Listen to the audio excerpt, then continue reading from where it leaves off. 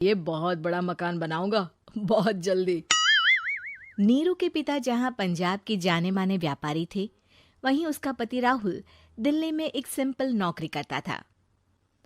माँ, यहाँ तो घी मक्खन इतना महंगा है कि क्या बताऊं। मैं तो तरस ही जाती हूँ घी खाने के लिए। नीरू की माँ को ये सुनकर बहुत दुख होता है।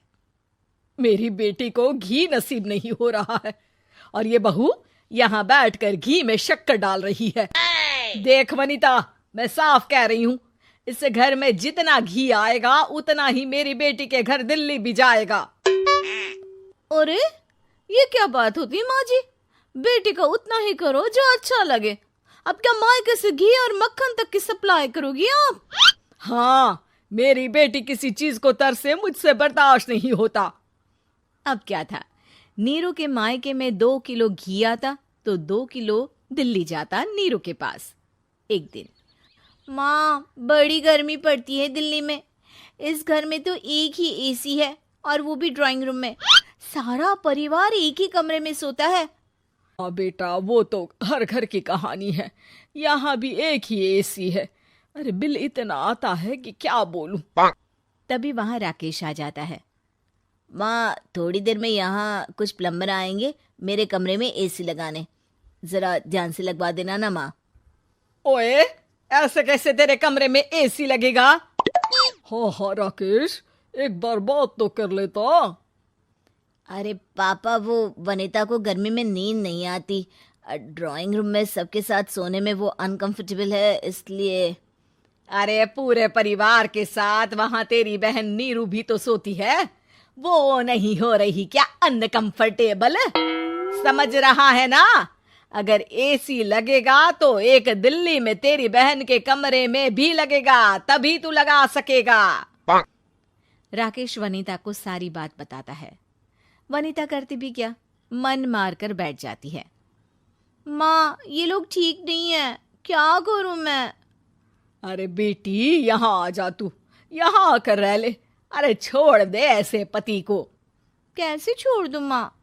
समाज क्या कहेगा, लोग क्या कहेंगे? वैसे भी मेरा एक बेटा है मयंक। अरे हटा बेटा, तेरी उम्र ही क्या है? इतनी परेशान रहेगी तो काम कैसे चलेगा? खैर, बात आई गई हो जाती है। माँ को लगता है कि नीरू ठीक है, तो वहीं नीरू के मन में एक ही लाइन चल रही होती है, यहाँ आजा। माँ ने तो बोल ही दिया है कि यहाँ आजा। बस मयंक थोड़ा सा बड़ा हो जाए, इन गरीबों को छोड़कर मैं वापस माँ के पास ही चली जाऊंगी। वो इसी सोच में बाजार में चल रही थी कि मैम, आपका दुपट्टा जमीन को छू रहा है। नीरू जैसे ही उस लड़के की तरफ देखती है, देखती ही रह जाती है। हाय रे, कितना सुंदर लड़का है ये। अब क्या हुआ? मैंने कहा आपका दुपट्टा। तो खुद ही उठाकर दे दो ना। लड़का समझ जाता है कि नीरू उस पर फिदा हो चुकी है। वो उससे उसका नंबर लेकर चला जाता है। अब क्या था, नीरू और रोहित में लगातार बातें होने लगती है। मैं हरियाणा का रहने वाला हूँ, यहाँ एक बड़ी कंपनी का मैनेजर हूँ। अच्छा, और कितने बच्चे हैं तुम्हारे? बच्चे? अरे मेरी तो शादी भी नहीं हुई है। तुम बताओ, शादी करोगी? नीरू शर्मा जाती है। अब लेकिन मैं तो पहले से ही शादीशुदा हूँ। मुझे फर्क नहीं पड़ता, बस तुम शादी कर लो, भाग चलते हैं। बहुत पैसे वाला हूं मैं, हमेशा खुश रखूंगा तुम्हें।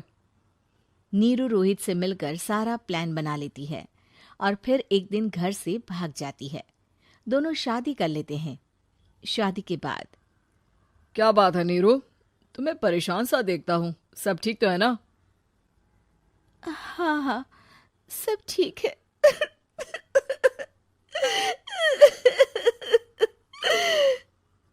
ये कहते कहते ही वो रोने लगती है। अरे क्या हो गया, रो क्यों रही हो? मैंने तुमसे एक बात छुपाई है और वही बात अब मुझे परेशान कर रही है। रोहित, मेरा एक बेटा भी है, उसका नाम मयंक है। क्या बात कर रही हो? ये तुमने मुझे पहले क्यों नहीं बताया? देखो नीरू, मेरी माँ को मैंने ये नहीं बताया है कि तुम शादीशुदा हो। बच्चा मैं मैनेज नहीं कर पाऊंगा। नीरू को समझ में नहीं आता कि वो क्या करे। तुम उस बच्चे को अपनी माँ को क्यों नहीं दे देती? नीरू चुपके से माँ को फोन करती है। माँ, क्या मयंक को तुम रख सकती हो? बेटा, मैं राकेश के साथ बात करती हूँ। आखिर घर का बेटा वही है, जो वो बोलेगा। वैसे भी बेटा, तूने जो किया है ना, उसके बाद से पूरा घर तेरी बुराई कर रहा है। मैं भी अब किसी से तेरे लिए लड़ नहीं सकती। राकेश बेटा, नीरू ने तो जो किया बहुत ही बुरा किया, लेकिन मैं सोच रही थी कि क्यों ना मयंक को हम यहाँ ले आए। तभी वनीता बोल पड़ती है। वाह जी, ऐसे कैसे यहाँ ले आए? यहाँ क्या भंडारा भरा है? और जिस बच्चे की माँ ने नहीं सोचा, उसके लिए हम क्यों सोचे? नीरू को एक बार तो अपने बच्चे के बारे में सोचना चाहिए था ना। अरे लेकिन तेरे पास भी तो लड़का नहीं है ना वनीता। माँ, वनीता ठीक बोल रही है। कल को वो बड़ा होकर इसी घर का हिस्सा मांगेगा तो हम क्या करेंगे? माँ कहती भी तो क्या, वो चुप रह जाती है।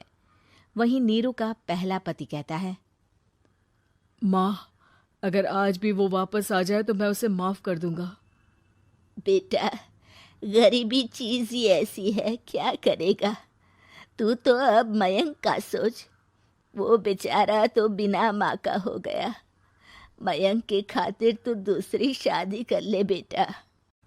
लोगों के लाख समझाने के बाद नीरू के पहले पति की शादी रिद्धि से हो जाती है, जिसके पहले पति से 2 बच्चे होते हैं। देखो जी, मैंने शादी सिर्फ बच्चे के खातिर की है। मैंने भी शादी सिर्फ बच्चों के खातिर की है। वहीं नीरू के दूसरे पति के मन में ये बात घर कर जाती है कि नीरू एक मासूम बच्चे को उसके खातिर छोड़ कर आई है। अब देखो नीरू, मुझे लगता है कि जो औरत अपनी कोख का बच्चा छोड़ सकती है, वो तो कुछ भी कर सकती है। कल को तुम्हें मुझसे अच्छा कोई मिल गया तो तुम तो मुझे भी बाय बाय कर दोगी ना। नीरू को अब उसका दूसरा पति ताने देना शुरू कर देता है। तंग आकर नीरू उसके यहाँ से भागकर अपने पहले पति के पास चली जाती है, लेकिन ससुराल में क्या लेने आई है नीरू, मयंक को? नहीं नहीं सासू माँ, मुझसे गलती हो गई, मुझे माफ कर दीजिए। नीरू, अब वक्त खत्म हो गया है, मेरी शादी हो चुकी है। तो छोड़ दो ना उसे, हमारा बच्चा है। मैं आपको अपनी माँ नहीं मानता। मेरी नहीं मान तो बात अच्छी है।